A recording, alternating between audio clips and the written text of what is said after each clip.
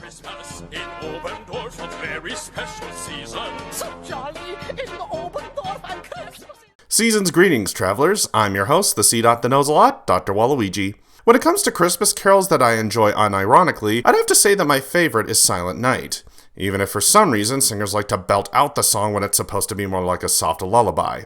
I bring this up because as a kid, one of the weirdest specials I grew up watching was about the creation of the song, which can seem really boring, but it has a fun cast. This is Buster and Chauncey's Silent Night. It's Christmas in Obendorf, a very special season. So jolly. The movie was released by Columbia TriStar on VHS in October of 1998, and then was released to the Disney Channel 2 months later in the USA. In Canada, however, it was released to CTV and Teletoon, which is where I discovered it, as none of my family members could ever find the VHS tape.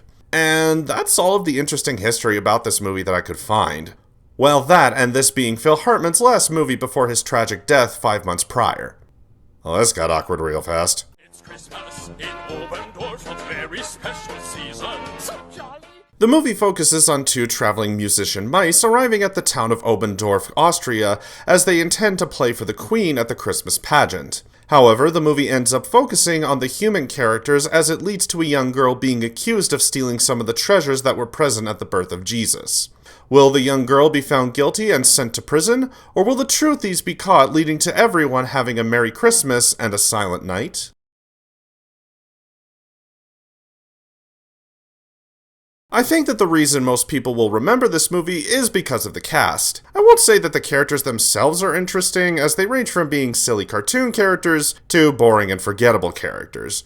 But this is another special that happens to have some entertaining actors like Tom Arnold, Townsend Coleman, and the most well-known voice actor Jim Cummings.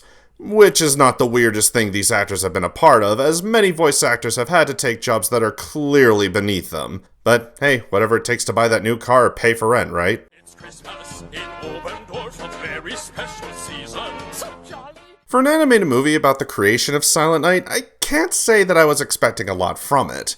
So for the few pauses that we did get, I will say that the music is good.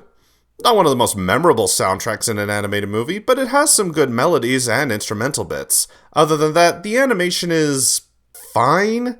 It's not the worst animation I've seen, but this movie came out in 1998, the same year that gave us Mulan, the Rugrats movie, and The Prince of Egypt, so it really isn't that impressive. And if you want to complain and say that those movies were theatrically made, so I shouldn't judge this too harshly, well, in terms of direct-to-video movies, this was the same year that we got Scooby-Doo on Zombie Island, one of the most well-made direct-to-video movies that still holds up to this day. I know it sounds like I'm pointing out the negatives, but it's only because this movie has nothing to give me that hasn't been done better in other movies. It's Christmas in Obendorf, a very special season. So jolly.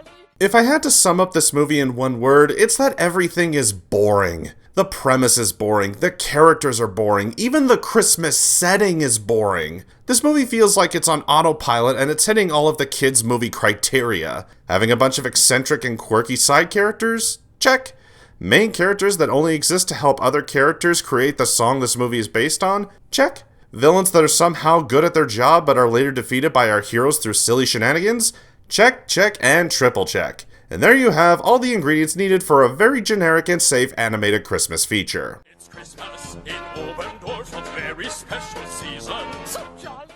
I'm not gonna sugarcoat it, this is a pretty bland Christmas special. Despite the decent cast and the subpar animation, what makes this movie stuck in the forgotten dollar store bin is that the premise isn't interesting. Honestly, what kid is going to be invested in a story about the creation of Silent Night?